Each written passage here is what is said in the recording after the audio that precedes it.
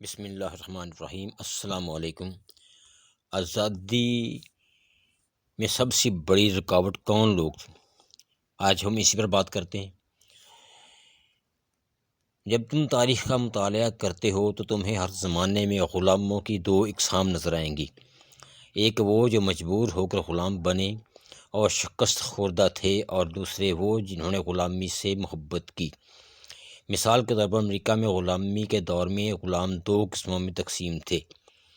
Number ایک، گھر کے غلام۔ یہ غلام اپنے آپ کو اعلیٰ تصور کرتے تھے کیونکہ انہیں گھر میں رہنے کی سہولت ملتی تھی۔ وہ اپنے آقاؤں کے بچا ہوا کھانا کھاتے اور ان کے پرانے کپڑے پہنتے تھے۔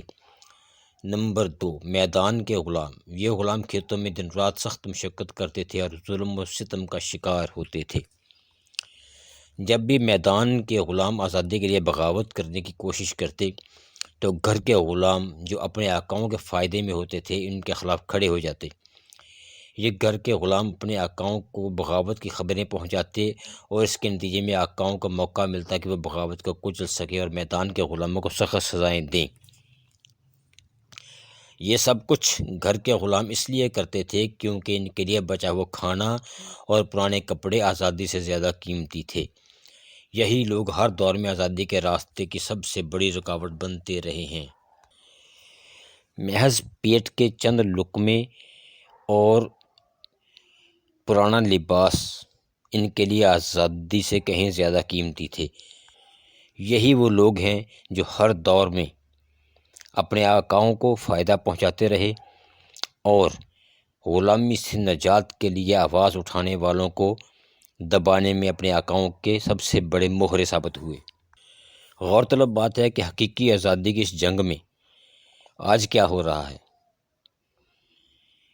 میں یہاں پی ٹی آئی کی قیادت کی بات نہیں کروں گا، آپ بہتر جانتے ہیں، کوئی کچھ کہتا ہے کوئی کچھ کہتا ہے، حتیٰ کہ پی ٹی آئی کی موجودہ قیادت کے اوپر بھی انگلیاں اٹھائی جاتی ہیں۔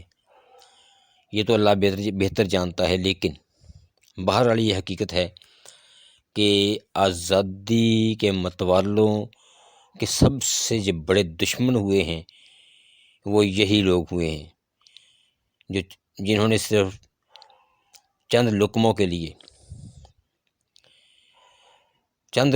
لیے آزادی کا گلا گھونٹ دیا، اپنی آزادی کا نہ صرف بلکہ ان کی آزادی کا بھی جنہوں نے آزادی کے لیے کلمہ حق بلند کیا۔ آپ کی رائے کا کمنٹ سیکشن میں انتظار رہے گا۔ ملتے ہیں اگلے ولاگ میں، تب تک کے لیے خدا حافظ، اور چینل کو سبسکرائب کرنا مت بھولیے گا۔ اور ہاں، اگر ہو سکے تو ایجوکیشنل پرپس کے لیے اس ویڈیو کو شیئر بھی کیجیے گا۔ خدا حافظ۔